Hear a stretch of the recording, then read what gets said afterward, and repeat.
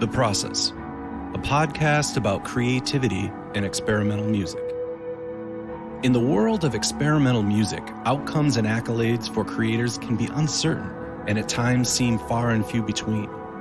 Therefore, creators and practitioners of experimental music must embrace the one thing they will always have complete control over: the process. This podcast aims to understand this creative process by listening to new works and discussing them with their creators. Each episode focuses on one creator and their music. Understanding how and why they create can inform aspiring creatives and help audiences better understand and navigate experimental music. I'm Dr. Doug Bielmeyer, and I'll be your host as we explore the world of experimental music, creativity, and the human need to find purpose in their world and lives. This is The Process.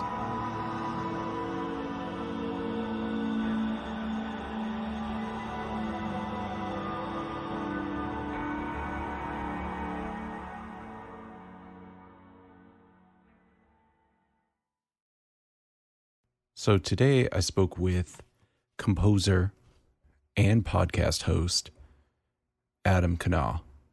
And I've spoken with Adam a few times now, both offline and on his wonderful podcast, the Making Noise podcast, which is available anywhere you get your podcasts. And Adam's interesting. Adam is very similar. He currently lives in the Midwest. He was a composition student like myself at Bowling Green. We even had the same teacher in grad school.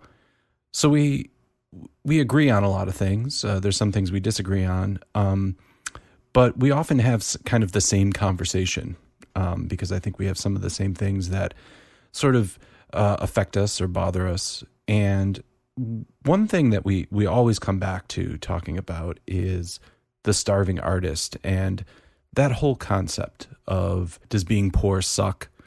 And just relating to the whole monetary situation and composing or choosing a life in the arts versus needing to, pay the electric bill. Adam had an interesting perspective on opportunities. Later in today's episode, you'll hear him talk a little bit about how he positions himself for these opportunities. And if he's not positioning himself to get these opportunities, then he's probably not going to get them, which seems pretty straightforward and maybe not too profound. But I think it puts a lot of responsibility on him. And we talked about that, and we talked about then how that can affect the creative psyche and how, you can get into that negative thinking of, well, is what I'm doing not good because it's not being selected? Is that the reason it's not being selected? Regardless of all the other bureaucratic and other political reasons why your music might not be getting chosen or you're not being chosen for these opportunities. But then even we talked a little bit about how sometimes you are chosen, you're one of the chosen, but you're not making much money as a result of it. And so he really emphasized to music students the need and the requirement to really hustle to create these opportunities. But I argued a little bit, and you'll hear his response to it. I wondered how intimately money is linked to a creative person's success. And not just, being successful and then making money and paying rent and buying groceries as a result of your success, but even just needing money to become successful. I think about the recording projects and the albums that I've put out. Those have all required some money, whether it's for recording, mixing, mastering, or whether it's just printing copies of the scores to give to musicians to perform. However small or however large the expense is, there always is an inherent cost in making art. So if you're not making any money as a result of your art, or very little, or not enough to sustain yourself, then how are you going to invest that money into creating that art in the first place? Adam and I talk about this as well as we explore his wonderful piece, Haumea, for saxophone quartet, as well as explore his compositional process. So without further ado, let's listen to a little bit of Haumea and learn more about composer Adam Kennaugh.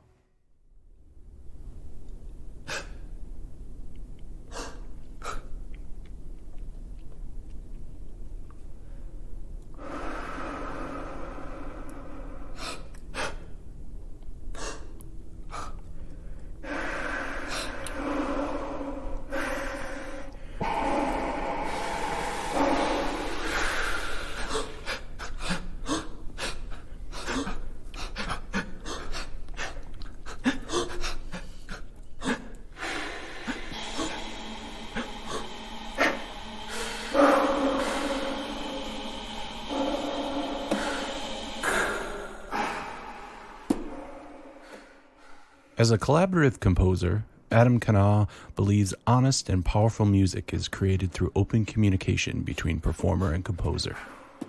Adam has worked with many exceptional ensembles and performers over the years, including Boston-based Departure Duo, saxophone and trombone duo Wind Collision, Ensemble Interface, Segatem Saxophone Quartet, and the NA Ensemble.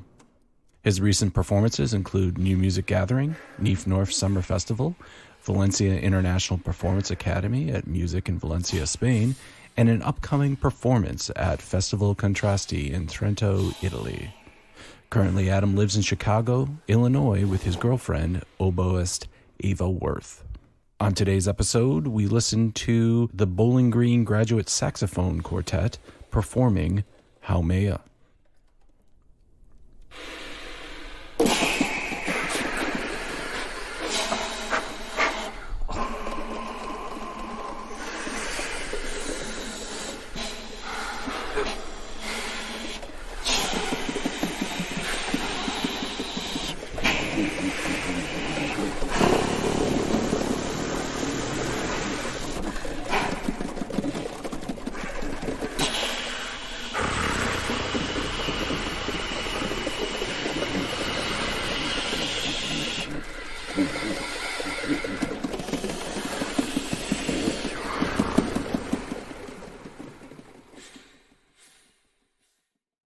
I really like to test things out with a performer. And so like, especially since the pandemic, like using Zoom has been a great tool.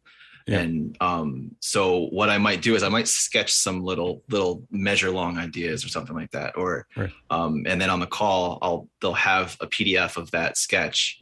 And I just have them test it out. I record the call. Or I'll just throw things out at them like, hey, what if you did this? But as you reach that higher note, you start to introduce more air into the sound. And then you just do a sudden, like, I don't know, grunt or whatever, you know? Sure. Yeah. Just to see what that might be like. Yeah. And that's usually how I operate. So it's really like, you know, I rely a lot on the interaction and involvement of the performer. So do you find yourself having them sort of workshop things for you and maybe like record it and then kind of send it to you, like maybe even crudely on the phone or something like that and send it to you? Does that then help you decide what things might work, what might not? Absolutely. Yeah, especially with a lot of the music that I write, there's a lot of sounds. It's just like sound-based techniques, you know, like extended techniques and whatnot. And so I have a great idea of what it sounds like, but I actually don't know what it looks like or in practice, you know, I'm not a saxophonist. So, sure. Yeah. And not only that, like each performer has certain limitations or, you know, abilities that they have, that they can, you know, use. And so I like to try to search for those capabilities that they have and then use that as source material. 'Cause it's, you know, I can sit there and write this whole thing out and put all these air sounds and stuff and even like specify the air sounds like a really dark sound or a really bright ooh or something. But then is that going to translate through the horn of the instrument? And with traditional software that will play back, that you can enter notes and then play back, it usually can, with some degree of accuracy, play back pitches and rhythms, but a vocal fry. I mean, there's not a lot of, like, I don't think Finale does vocal fry. I don't want to get in trouble, but so, so then it kind of begets to not use extended technique if you want to be able to audition it. Yeah, totally.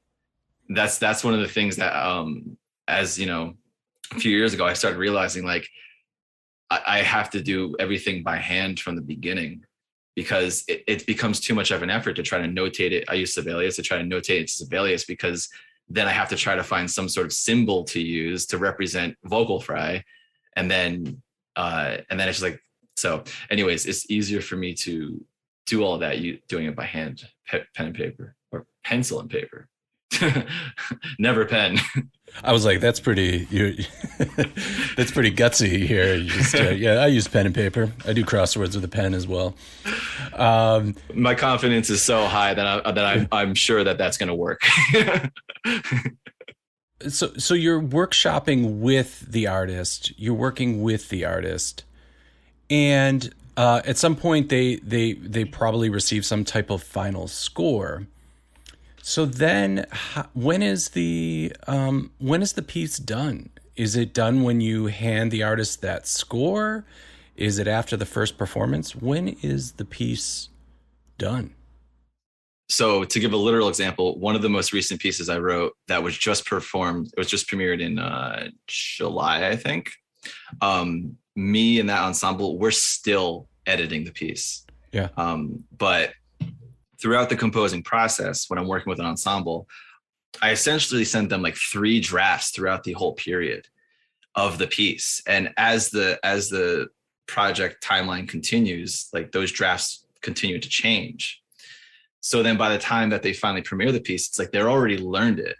So then they get the final version, right. Or at least the performance version, for Sure. the premiere.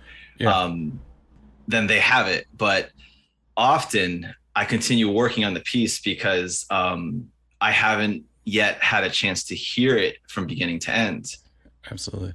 And so that premiere performance sometimes, or more often than not, is the first full hearing, And so then I get a sense of the proportions, like that opening didn't last long enough. It should have gone on for longer. Or, this multiphonic comes in and it's a little bit too harsh for the delicate ambiance that's happening in that moment, So my goal is to have the final version for them when they premiere it, but that rarely is the case.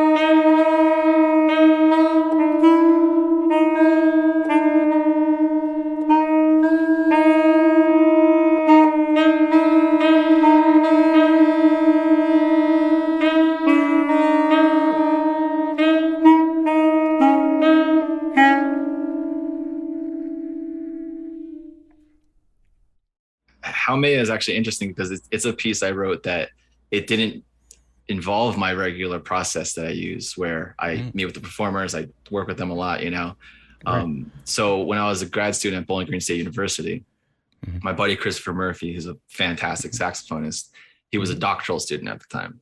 Great. And he was coaching an undergrad sax quartet, and it was their first year.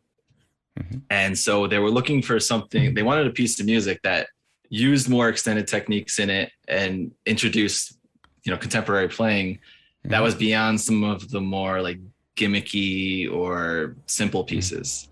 Sure. And so my task was to try to write a piece that did a little bit more than that.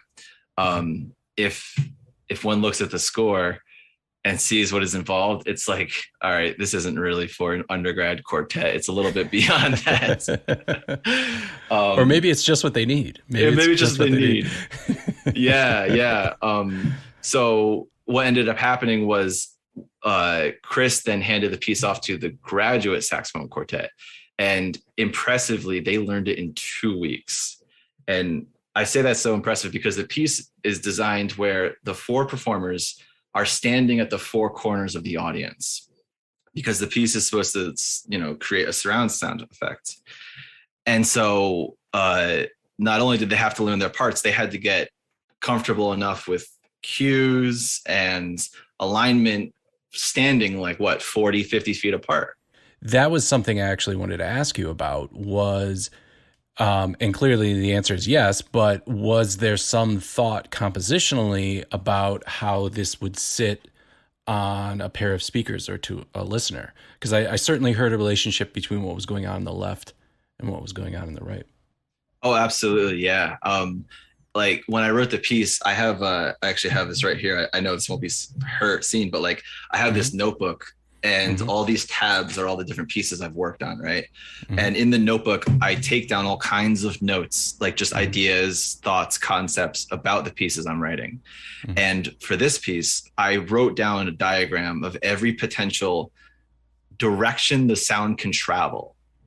So if the performer's front right, front left, back right, to understand the way the sound would travel is a surround sound. And also going from diagonally, from front right to back left. And so I don't even know how many iterations I drew. There's countless patterns that you can do with those 4 corners and stuff. But seeing the performance live, and if the recording is panned in that way, then you will hear the sound travel behind you, in front of you, around you.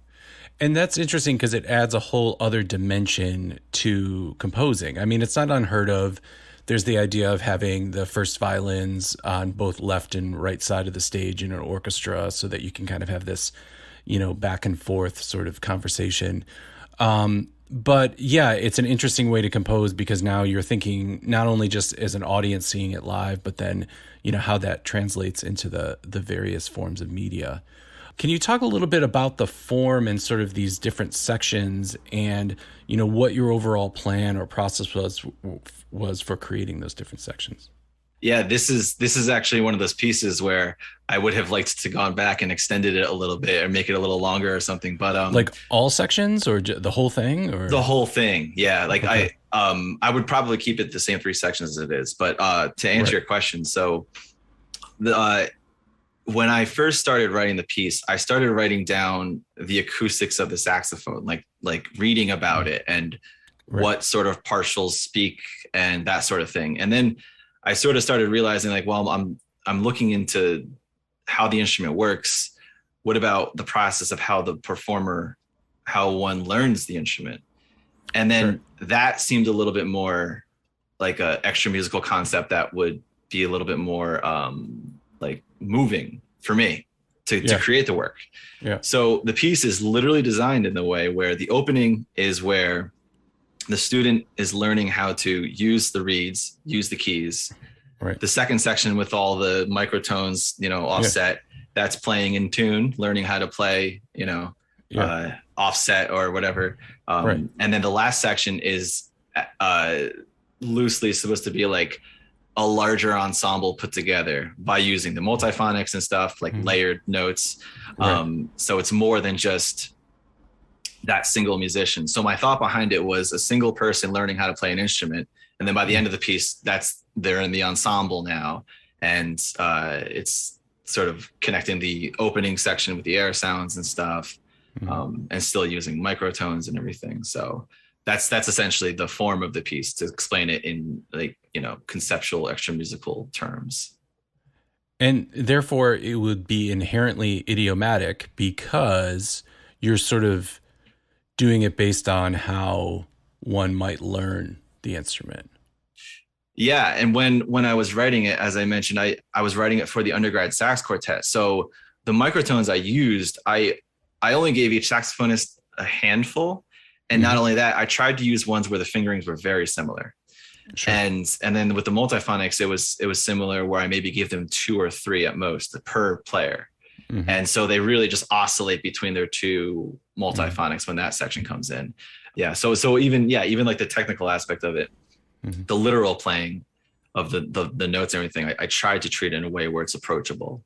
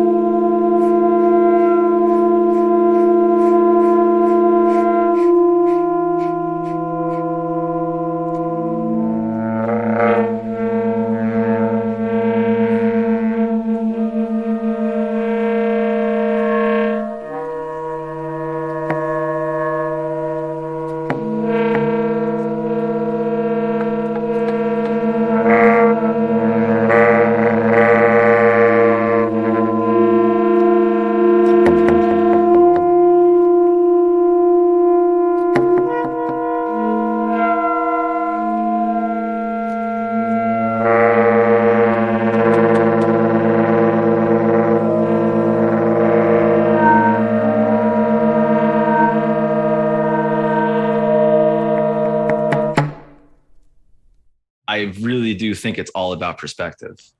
If the situation you find yourself in is one that you are unsatisfied and anxiety ridden and whatnot, then a large portion of that is most likely due to your perspective on that situation. You know, because the way I understand it is that our perspective informs our feelings. And there are, of course, many reasons as to why we could feel things, and it could be a biological thing. Sure. But so for me, the amount of opportunities I have as a composer is more often than not dependent on how I position myself to get opportunities. Right. You know, and so if I'm not trying to seek things out, then why, like, that is only going to make my chances of actually having an income less. So, and this is where like that negative talk can come into play. Absolutely. You know, like you start to question yourself as an artist. Is my music not good because no one's selecting me? And then the people, like, I get selected and stuff like that, but I'm still not making enough money, you know? And so, like many of us, right, we have either a full-time job or a job where we get the majority of our income from, in addition to what we make as musicians on the side. Anyone who's a music major, you really do have to you really have to hustle, honestly. Like you have to put yourself in positions to have as many opportunities as possible, regardless of what those opportunities are. Part of the thing that I also think about this link to money is that, you know, we can make our own fortune, you know, our own luck by, you know, like you said, like just applying, pursuing these opportunities, creating these opportunities. But I have a piece, right? So I can write the piece, I can get commissioned to write the piece, but eventually then I need to have that piece recorded, or I need to have it in some type of format to present it. And it needs to be in a presenting format so then I can get more gigs after that. And, you know, it's like one good performance and one good piece of product, like a recording or a video, that could launchpad me into another opportunity by somebody else seeing me. So that's kind of like sort of been my approach. But all those things I just described cost obviously time, but money. So I get bummed out, and maybe you could talk a little bit about this, but I get bummed out by the idea that Is my success linked to how much I invest in this financially? Not directly. I mean, if you just start buying equipment and then, and then that's that, and you try to do stuff, like recording the podcast, for example, Right. then that doesn't necessitate an income. Right. But going back to what I said, like, it depends on what you do with that, right. So like making a podcast, for example, right? I mean, it's quite a bit of work. You have to schedule time to meet with people. You Sure. find where in your schedule it works. You then try to formulate some things you want to talk about. You record, you meet with the person, then you have to go edit it. Then you have to upload it to your thing. Once you have a good version of it, you try to promote it. You need to have a logo. And so there's a lot of moving parts to it that have to be met in order for it to actually be in a position to start earning something. But there's things that are that can be useful, like Patreon, right? Sure. Like if you have enough of a following, it kind of doesn't matter if you have a cool logo, if they like what you're saying and what you're doing, then they'll potentially want to actually pay you for it. Right. And so then that's the whole, if you make good art, if you keep your head down and you make good art and you make something good, quote unquote good, people, if you build it, they'll come. I think this ties into what we talked about on my podcast, where we were talking about having a voice. And I remember you said that as long as it was something like, when I hear a piece of music and if it sounds honest, or then absolutely. I think that's where you'll start to generate your people, your audience, is because you're doing something honest that someone, not everyone, but someone it's gonna resonate with them. That's a huge point, that there's some people somewhere that will think what you're doing is honest. It will sound honest to them, because there will be just as many people who are like, that's not honest. That's not a thing. But to find those people. Yeah. Yeah. And that's the tricky thing too, is finding them and then I guess keeping them in a way too. Yeah. But as long as you're being honest and they see that, then I guess it's, then it's not going to be too hard then. Just keep being honest. Yeah. Well, Adam, this has been fantastic. It's always great talking to you. Before I let you go, where can we go to find out more about not only you, your music, but also your Making Noise podcast? My website, adamkennaugh.com, AdamKennaugh. You'll find pretty much everything there. I mean, the podcast is on my website. You can find some of the music I've written, recordings, videos. I have scores there. And on social media, you can find me at adamkennaugh.composer. That's on Instagram and on Facebook. And feel free to, friend me on Facebook, my personal account, just Adam Kennaugh.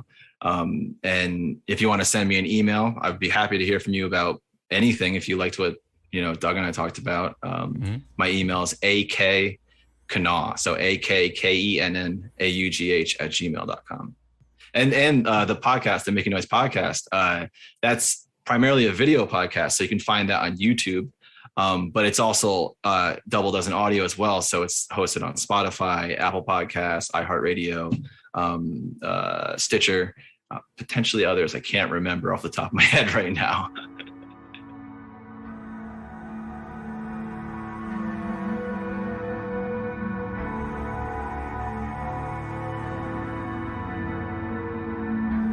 Thanks to Adam Kennaugh for his opinions and sharing his music and time with us. If you enjoyed this episode, please check out other episodes on the podcast.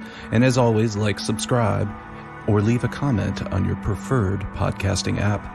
I'm Dr. Doug Bielmeyer, and this has been The Process.